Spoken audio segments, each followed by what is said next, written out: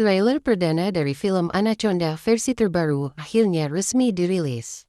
Film ini merupakan remake dari Anaconda klasik tahun 1997 yang dikenal sebagai salah satu film monster paling ikonik pada masanya. Kala itu, film yang dibintangi Jennifer Lopez, Ice Cube, dan Jon Voight menghadirkan teror ular raksasa di tengah hutan Amazon yang liar, memadukan elemen horor, petualangan, dan survival. 2 dekade lebih berlalu, Hollywood mencoba menghidupkan kembali legenda itu. Namun kali ini dengan pendekatan yang sama sekali berbeda, sentuhan meta-komedi yang unik. Disutradarai oleh Tom Gormican, sosok di balik film The Unbearable Weight of Massive Talent 2022. Versi baru Anaconda ini menjanjikan pengalaman yang bukan hanya menegangkan, tetapi juga kocak, penuh sindiran terhadap industri film, dan syarat dengan parodi terhadap dirinya sendiri. Cerita dalam film terbaru ini berpusat pada 2 sahabat kocak, Griff Paul Rudd dan Doug Jack Black. Keduanya sejak lama terobsesi dengan film Anaconda versi 1997, bahkan menjadikannya semacam simbol persahabatan mereka. Ketika usia semakin menua dan realita hidup semakin menghimpit, mereka merasa perlu melakukan sesuatu yang gila untuk memberi arti baru dalam hidup mereka.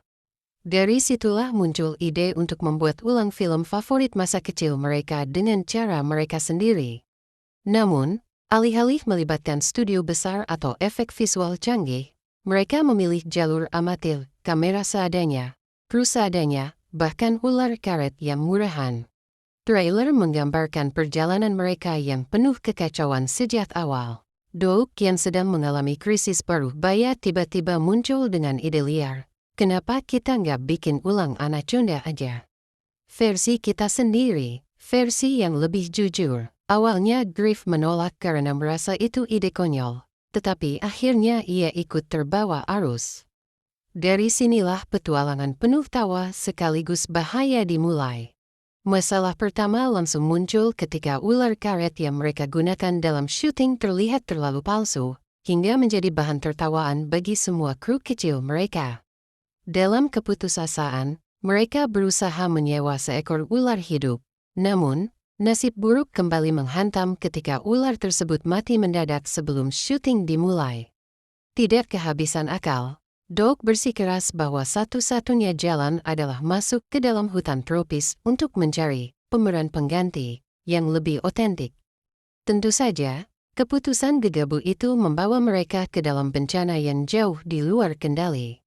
Trailer kemudian memperlihatkan bagaimana Griff dan Doug, yang awalnya hanya ingin bersenang-senang, kini harus menghadapi ancaman nyata. Seekor Anaconda raksasa sesungguhnya muncul di tengah proses syuting, mengubah proyek film amatir mereka menjadi pertarungan hidup dan mati. Salah satu adegan yang cukup mencuri perhatian memperlihatkan Griff dan Doug dikejar ular di tengah rawa. Namun alih-alih heroik, mereka lebih banyak berteriak konyol, terjatuh, dan salah langkah. Ketegangan bercampur dengan kelucuan, menciptakan atmosfer yang berbeda dari film aslinya yang lebih serius. Elemen metakomedi semakin diperkuat lewat adegan film di dalam film. Misalnya, ada momen ketika Doug dianggap sudah mati oleh tim mereka setelah jatuh ke sungai. Untuk menyelamatkan diri, mereka menjadikannya umpan agar ular tidak menyerang yang lain. Namun, Doug tiba-tiba bangkit dan berteriak panik karena ternyata ia masih hidup.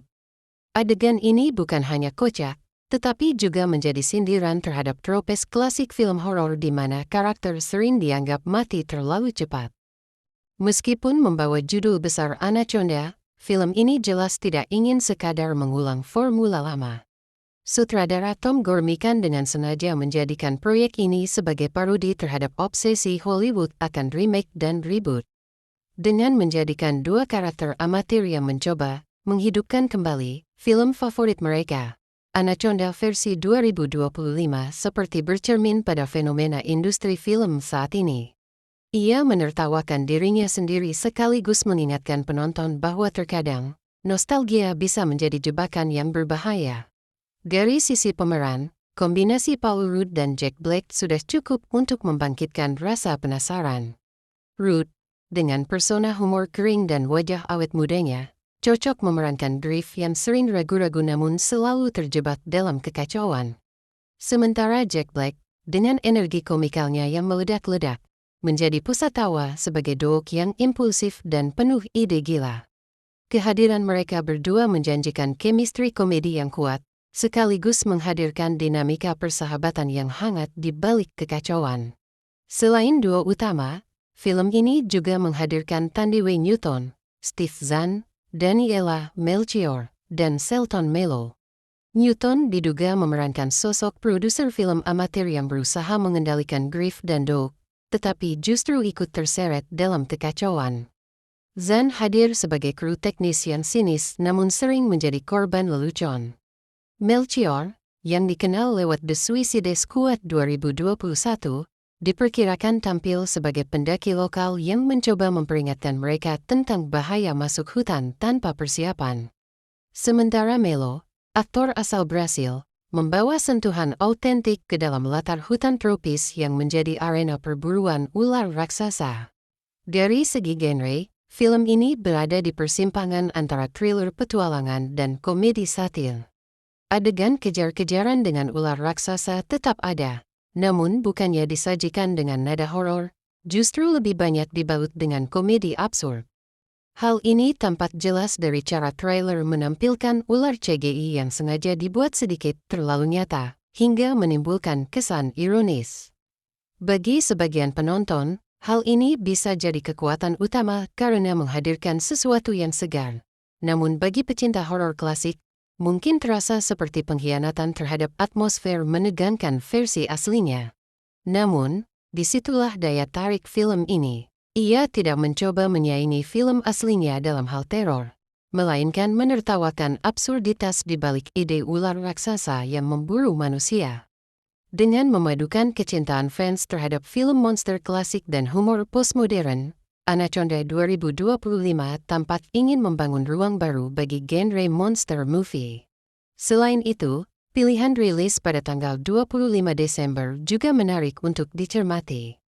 Biasanya, akhir tahun diwarnai oleh film keluarga atau drama Oscar bait, tetapi menghadirkan film komedi monster seperti ini bisa jadi langkah berani. Studio tampaknya percaya bahwa Anaconda akan menjadi counter-programming yang menyegarkan, menawarkan tontonan ringan namun seru di tengah musim liburan. Respon awal dari publik setelah trailer dirilis menunjukkan antusiasme bercampur rasa penasaran. Banyak yang kagum karena film ini tidak sekadar meniru, melainkan mengambil arah baru yang berani. Di media sosial, sebagian penonton bahkan menyebut film ini sebagai parodi yang kita butuhkan di era penuh remake. Namun, ada juga yang skeptis, khawatir film akan terlalu bergantung pada humor hingga melupakan esensi petualangan. Bagaimanapun juga, diskusi ini hanya menambah rasa ingin tahu, membuat Anaconda 2025 semakin ditunggu. Pada akhirnya, film ini bukan hanya soal melawan ular raksasa, tetapi juga tentang persahabatan, kegilaan, dan keberanian untuk mewujudkan mimpi konyol. Di balik semua tawa dan kekacauan, ada pesan sederhana bahwa terkadang hidup butuh sedikit kegilaan untuk terasa berarti.